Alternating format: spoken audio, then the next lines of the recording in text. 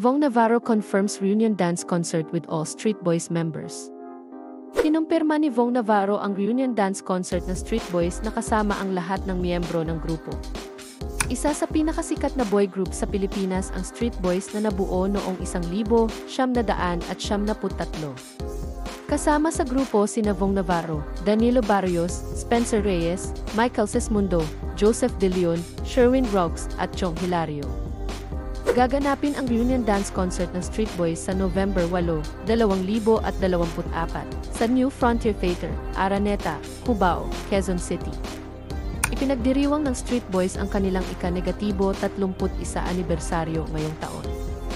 Ang reunion dance concert ay iproproduce ng Atin na pagmamay-ari ni OG Alcacid.